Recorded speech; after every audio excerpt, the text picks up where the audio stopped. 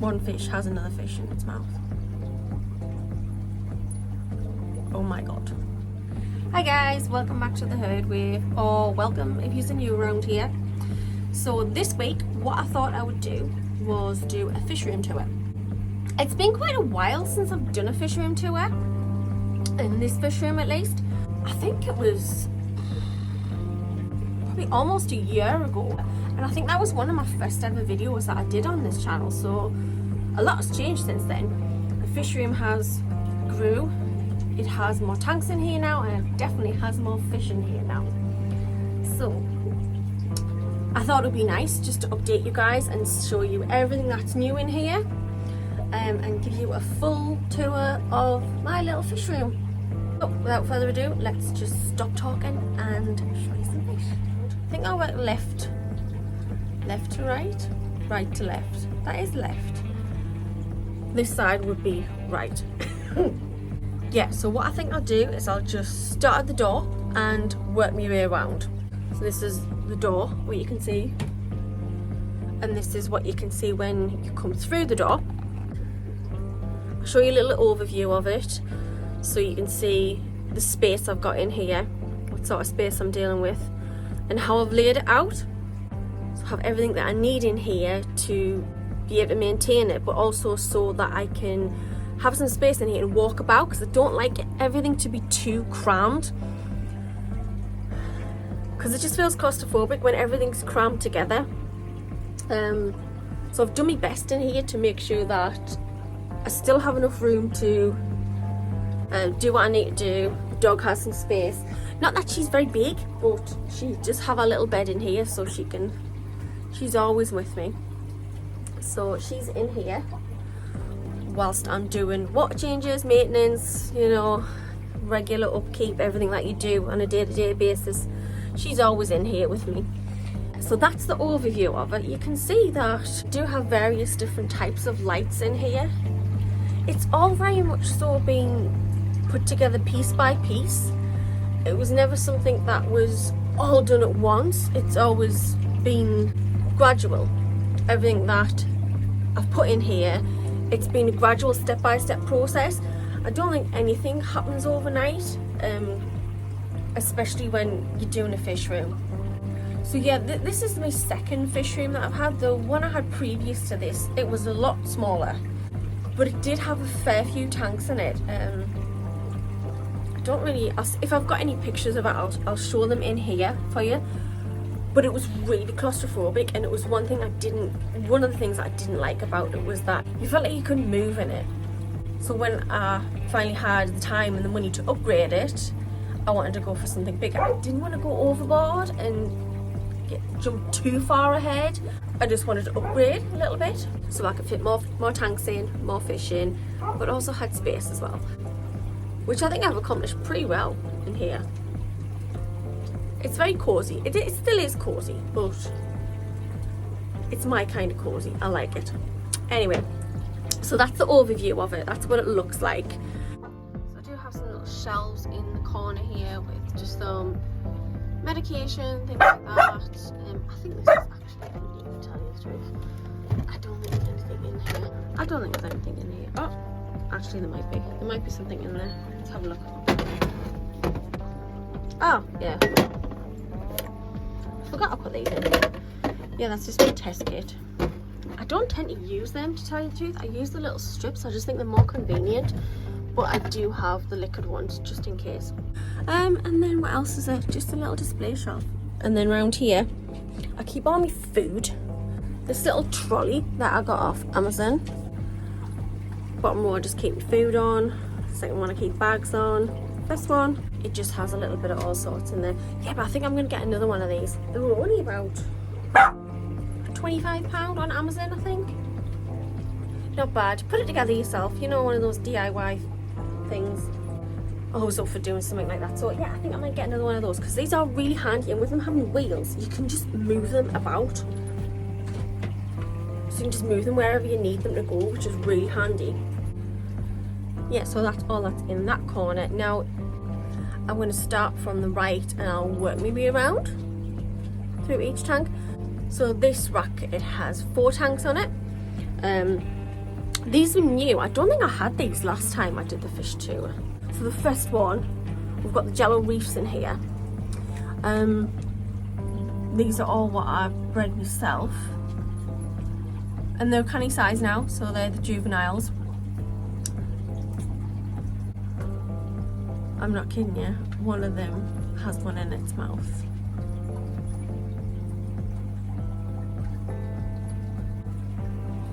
I will show you this. Can you see that? That is very naughty. Oh my goodness.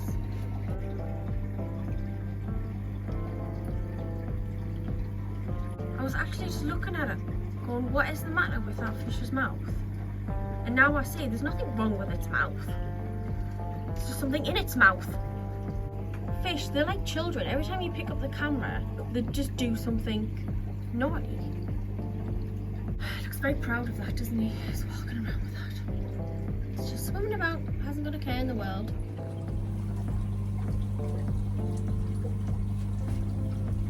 I literally couldn't have done that even if I tried. Why does everything always go wrong every time I try to film? Moving on from the jello reef tank. Let's just pretend that didn't happen. We're going to move on to the eye biters.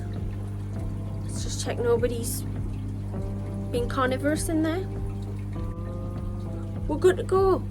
Yeah, everybody's behaving themselves in there. So these are the eye biters. These are all of the big guy. He's been featured in many videos before. He's the one that did the little scape at the side. He likes to do that. And he was in this tank behind me. He was in there for the longest time, and that's where he reproduced the most with these little females. But since I've moved him into the display tank, none of that's happened, so that was a really good way to stop them from breeding. I don't know whether it actually did stop them, but I haven't noticed any of them holding or even any egg tubes coming out, to be perfectly honest. So he's still in here, still looking good. He's actually chasing a female right now, but yeah, he's still looking good. But no more babies of him, which is really good. So that's just what's left of them. So a few of them have moved on to their forever homes, but I still do have some of them left. You can see them, there's different sizes of them because obviously they're from different spawns. I was going to call them litters there. What's the word I'm looking for? Why can't I think of the word? Anyway, they are different sizes in there, so still a firm favourite of mine. I think they've all Malawi haps. I do think that's one of my favourite ones, is the eye biters. I think it's the face shape of them, the way their mouths are right in there with their prey. Jello reef is a little bit like that. Yeah, so in most of the smaller tanks, at least, I've just got some very, very basic decorations. Just got some artificial plants in there and some rocks. That's kind of the look I like to go for. I would love it if I could have a full scape planted aquarium maybe one day, but it's just not the types of fish that I tend to keep. Although I am looking into getting some crabenzas, because I do like them, and technically they are still a cichlid, so I would be still keeping with the whole cichlid thing, which I do like. I am looking at possibly getting some of those to go in there. I don't really know what I would put in with them. I'll have to have a bit of a think about it, but I definitely do want a planted aquarium. So the only ones I can really put the plants in is the little shell dwellers.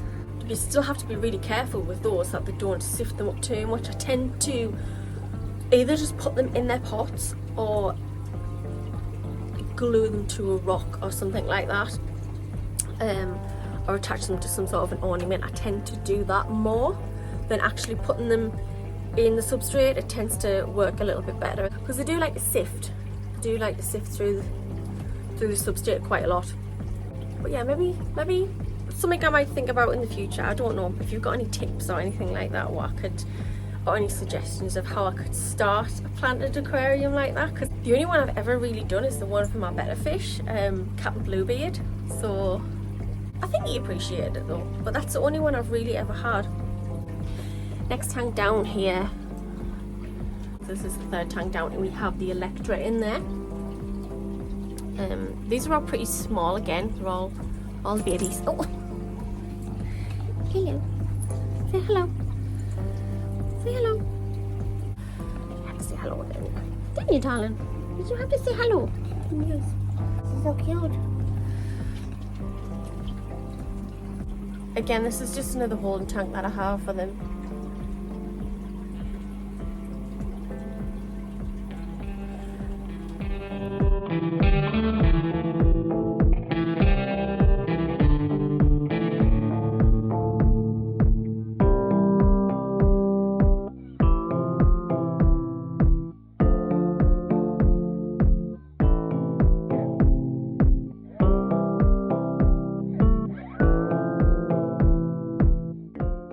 And then the last tank at the bottom, we have the trophies. We have 2 lots of trophies in here. So I've got the tiger eye trophies. They're still in quarantine down there, so they haven't got long left to go, but they're still in quarantine.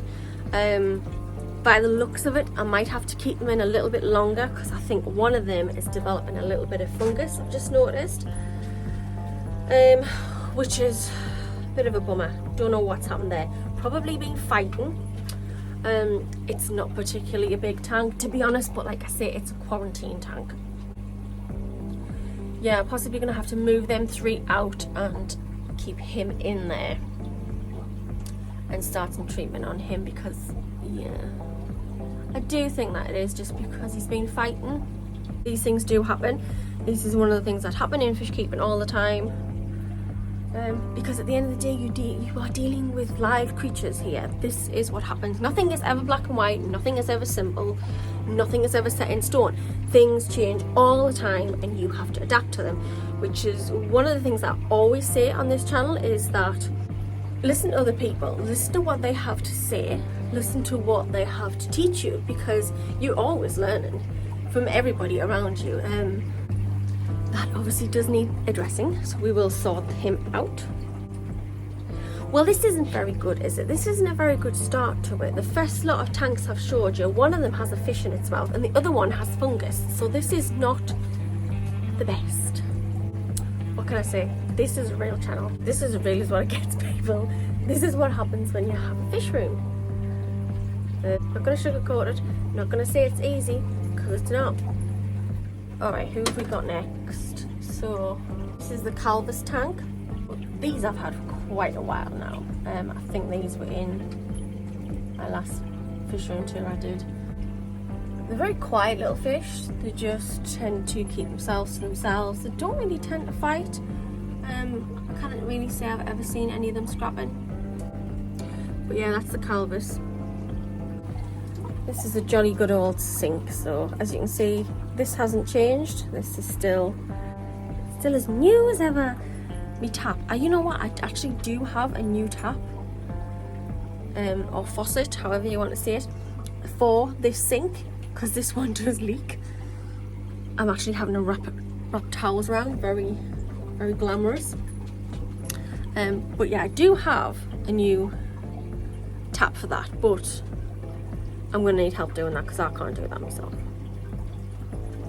I don't even know where the stop tap is in the house, so that wouldn't do much good. Do I know where the stop tap is? I'm just trying to think now. I do. It's in the kitchen. I think it's in the kitchen. Yes, it's in the kitchen. It's underneath the kitchen sink. That's where my stop tap is. So I'm not going to be able to do it, even though I know where the stop tap is, but at least I know where the stop tap is. See? Learn something new every day. And then underneath, this is definitely new since last time. I don't actually think I've showed you these. Since they've been moved into this tank. You did see them when they were in the house actually. They were still in the quarantine tank, and I was in the process at Christmas time of having another tank made for them, which I'm going to cover this in another video because it did go disastrously wrong, I must say. Yeah, I decided against putting the Mazua trophies in there, which originally that was why I was getting the tank for, was to put them in there. I decided against that because I managed to get my hands on red rainbow trophies, but I'd actually managed to get my hands on another group as well. I had the two groups of them, both in quarantine, both past quarantine fine, and I put them in the new tank. So long story short, they ended up going in there, but it was a bit of a disaster with that. That's why I haven't posted that video. That video was basically almost complete, and then it just went very wrong, went downhill very fast. So I am gonna have to do a little bit more to that video and to explain why. I am actually gonna still keep some of the original footage in there because, you know, you needed to see what happened, so I'm gonna let you know exactly what happened with that. Not gonna hide anything, not gonna run away from anything. It just happened, one of those things. But I will cover that in a future video. But don't worry, that video is still coming of that tank. It's been a long time building, a long time coming, but I still want to put it out there, so it will be something I'm coming up with.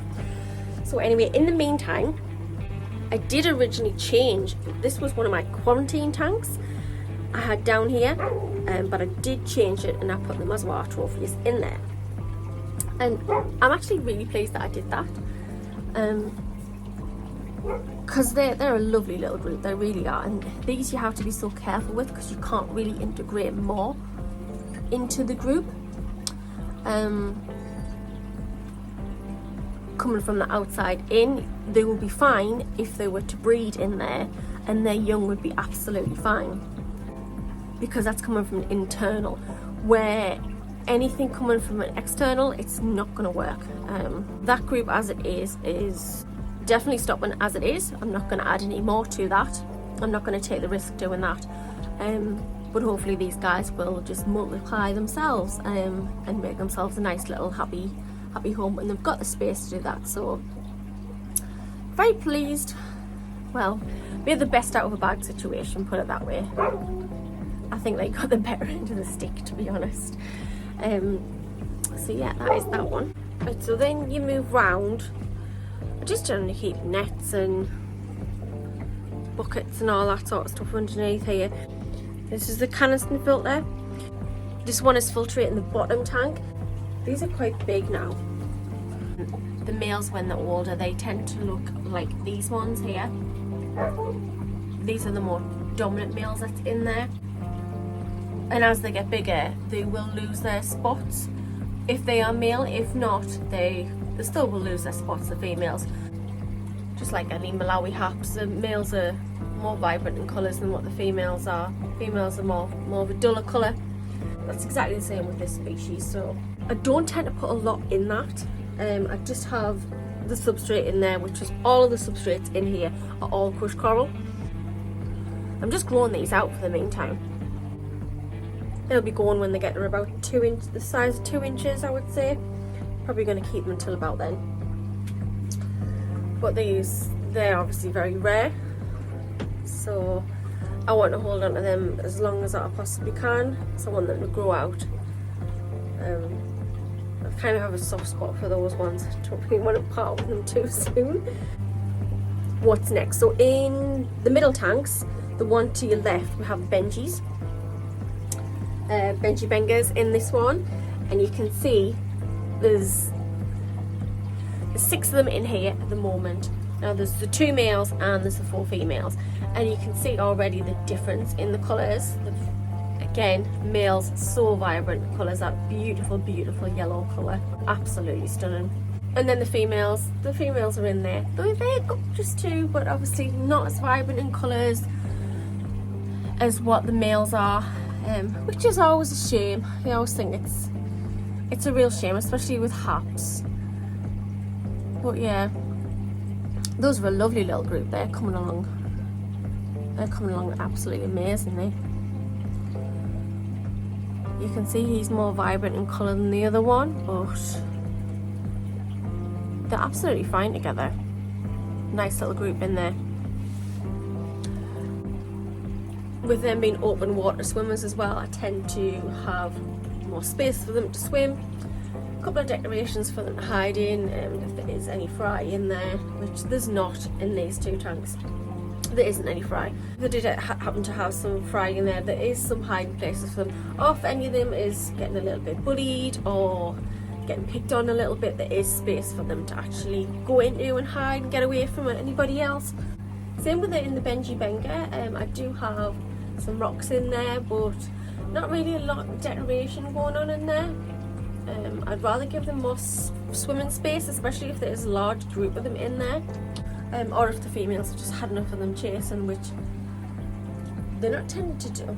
As I say that, he chases that. But yeah, that's pretty much all I keep in there. I tend to like to keep them pretty spacious. Who is next? So on the right hand side of the middle tank we have the brevis. So these are the gold ocellatus ones. These are so cute little fish, absolutely gorgeous. Nice little colony that's going on here. The gold ocellatus, they're totally different, because with them being little shell dwellers, I do have lots of shells in there that they can actually go in to spawn in there if they wanted to. And there is lots of, again, it's artificial that I have in there, but it's just one of those things. Live plants is not particularly my thing. I wish it was. I really do wish it was, because you can get some really beautiful plants out there, especially aquatic plants. No, but like I say never. Might be something I get into in the future. We shall see. But again, so in this tank it is all just artificial.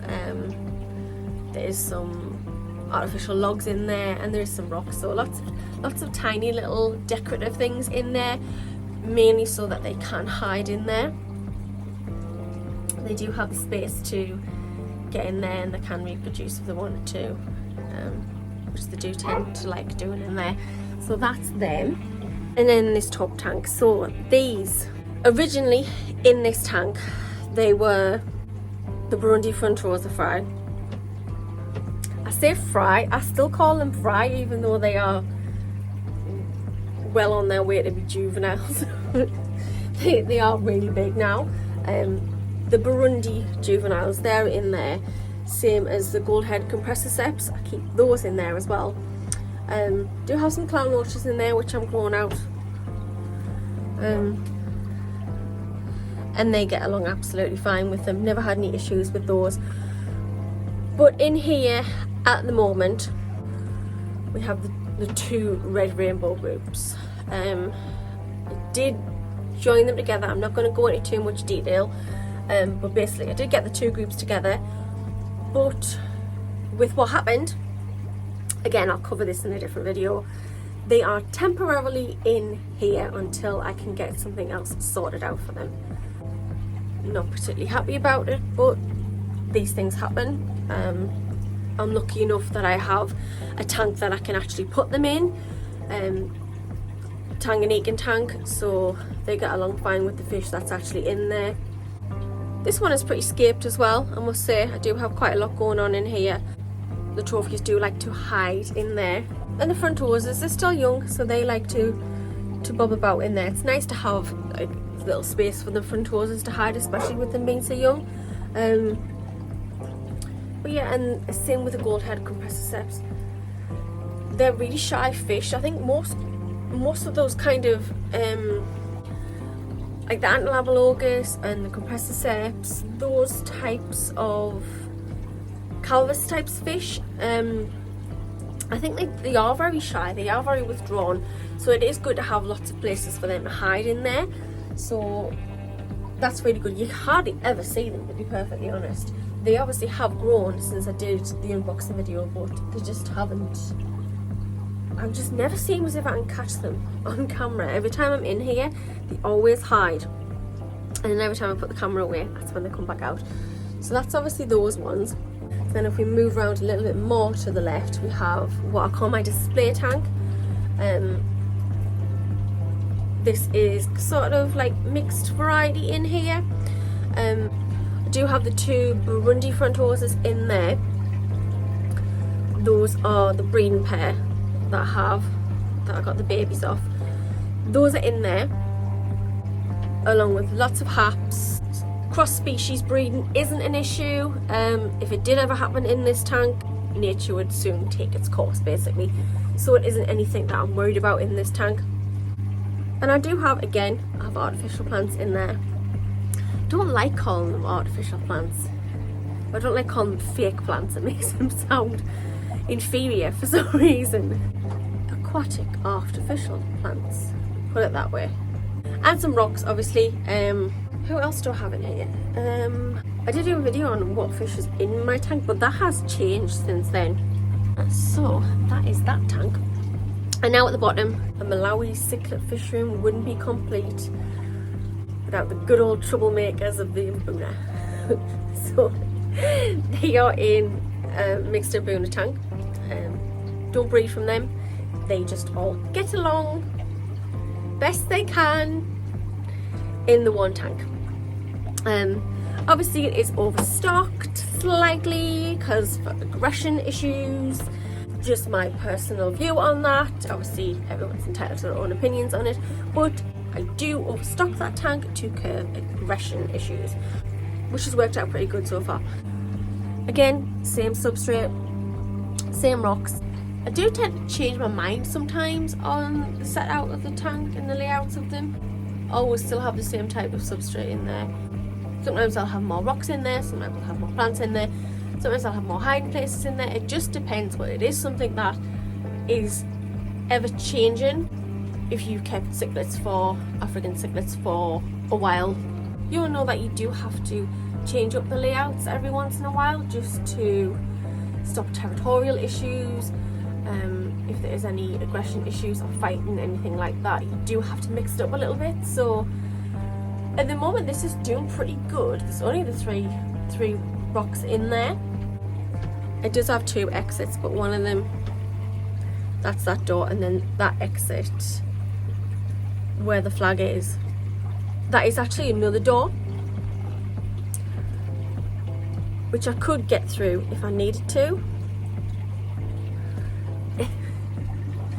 If I really needed to, I'm sure I could get through there. So anyway, it does have 2 exits. So moving around again, we have in the top tank on this rack, we have the star sapphires. So these are the breeding group of star sapphires. So that is where the juveniles came from in the other tanks I showed you before. There is quite a few babies in here as well. Species only tank again in here. I like to try and keep them like that. There's a bristlenose in there, female. I've popped her in here. But again, open water swimmers, so I don't keep any decorations in here. I like to keep it open so they can swim. That's worked out pretty well so far. Middle rack on this section, I have many bristlenoses because I did do a little bit of a breeding project with bristlenoses, and this is what's actually left now. These are the smaller of the group, so this is probably the last one that they bred, but did end up separating the male and the female. So that's in that tank, and then in the next tank we have the multis. You can see all of their little hills, what they make, so they actually do this themselves. This isn't me making it look like that. I just put the flat surface of coral in there and they just go to town on it and do whatever they want. So it's actually them that's created all of these little hills. It's like their own little town in there. They've done a really good job of making it their own. Lots of hiding places for them, lots of rocks in there, lots of shells in there, and they just do their thing, happy in there. The tanks at the bottom, these are actually quarantine tanks, so I'm not going to bother showing you them. I have a smaller quarantine tank and a larger quarantine tank that's in here, so there's nobody interested in there at the moment. Then moving on to this tank. So this is one of my favourite tanks in the fish room, to be honest. This is the Firecracker Trophius tank. and they are all with their babies. Everybody's in here, so it's really special. I am so enjoying this tank. I'm actually really loving the scape of this. It's turned out so much better than I thought it was gonna. I think the more that you do stuff like that, the better you become at it. I was like, nobody's gonna be amazing at scaping tanks first time that they do it, so I enjoy it. So if it's something that I enjoy doing, then it's a win-win situation, isn't it? Yeah, so they're doing so well in there, and the tank's still there, still holding together after my little DIY bit that I did with it. Middle row on this one, we have lots of fry. So there's 3 tanks in here and they've all got fry in it. So this is a 3-system tank that I've got. So they are, the way that the tanks are stacked, it's actually, it goes back instead of going at the side. That way I fit more in there. And then the bottom was exactly the same as the middle row. These are really good holding tanks for when you have quite a lot of fry. So you can see how far back that the tanks go, so they are a canny size. But like I say, all I'll keep in here is just some fry, and at the minute I've got some Eustacia, I've got some Gold Harbour, and there's some Calvus in here at the minute.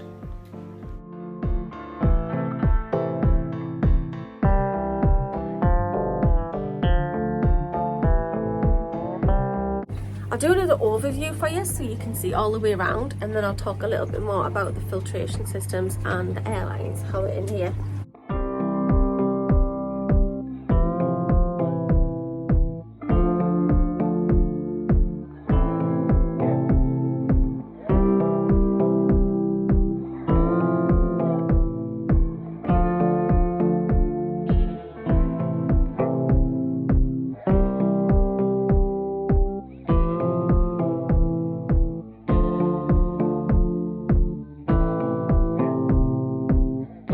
Lighting. I have light on this one. I have little lights underneath on each one of these ones. The dog's moaning. Lights on each of them. The top light on the display tank. It's the LED ones. Do have little LED lights underneath here on all the tanks, and then that one on the Mazwa ones. You can see in there. That is again just a little LED light, but it really does. I think I got them off Amazon. Were very dear, really cheap, and do the job until I can get more sorted for it. Because lights are so expensive. Yeah, and then all the way around, that is where all of the airline is. All just one airline tubing system, and I do have little pots that come off airline tubes which go down into each tanks, and they're filtered by air stones as well as sponge filters.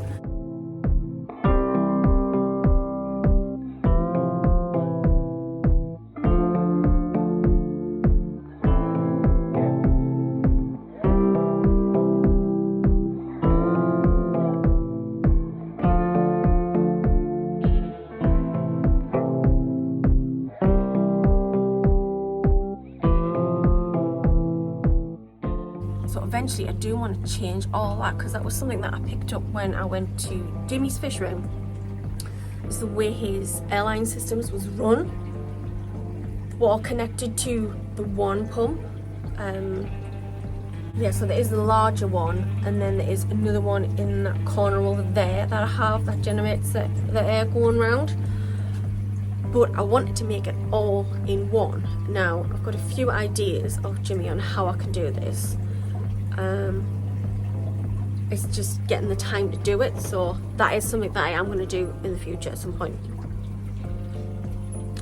I've disturbed the dog now. What's the matter? What? What you doing? Huh? What you doing? Yeah? Are you being cute? Are you being cute? Yeah? What? Like I said, some of the tanks, some of the larger tanks, and more the heavy stock tanks do have their own separate filtration on there. So we obviously have the display tank that has its own separate filtration, filtered with the FX6. and so does the Mbuna tank that has its separate infiltration. What else have I got? I've still got lots of sponges down here which I am in the process of making little sumps for the tanks. I have one up here. I forgot to show you that one. Yeah, this is a star sapphire one, so that is actually filtrating the star sapphires, because again there is quite a lot of fish in there, so it does need its own separate filtration system. Regular water changes, that's how I would describe what I do here. I'll show you this really fast. My siphon broke, so I just had to make a little DIY one. You can see this is just literally PVC piping and a bottle, which I've just drilled a hole in where the cap is, and I've just fixed it onto the hose, and that's just made a DIY siphon. So that'll do for now. I might even keep it, I don't know, until I can get my hands on another one. But if it ain't broke, don't try and fix it, that's my motto. Yeah, it's working out really well so far, so stocker levels seems to be okay in the tanks. I suppose it's just regular water changes, that's my motto. Fresh, clean water, that's what does it. I'm not a firm believer in putting in chemicals into the tank. If I do ever have to dose the tank with anything, I do try and go down the more natural routes if I can, or try and use salt, just to get the fish's osmosis naturally to repair the damage that's done to the fish. If I can, obviously if things is not improving, then I will go down the heavy chemical route. I don't like to, but needs be sometimes. But yeah, not a big fan of all these special products, ammonia removers, things like that. I don't even actually have any. I know some people say always keep ammonia removers in just in case. You know, you can put it in and then it's not a substitute for a water change, but put it in and then when you get to do a water change you can have it. But I don't actually even own anything like that. Yeah, it's not really something that I have on hand. But I don't tend to have many issues with fish diseases in here. I suppose the most that I would have, we're looking at what I showed you before, those ones are still in quarantine. Those are new fish, they aren't something that I've had up for a while, and this is why I am an advocate for quarantining your fish. I think it's just due to scrapping, to be honest. That's generally, if any of my fish actually do have any sorts of diseases, it's generally through scrapping.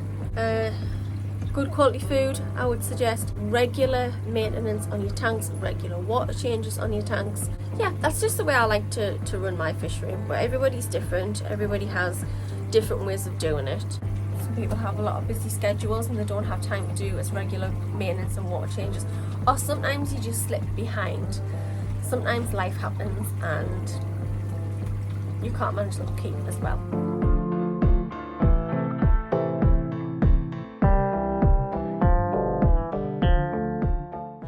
Alright guys, so that is it for the updated fish room tour. Hopefully you enjoyed this. Don't forget you can support this channel by clicking the subscribe button. You can also press the notification bell and it will let you know every time that I upload a video. So with that being said, don't forget to like, thumbs up, all that jazz, and I will catch you on my next one. Bye!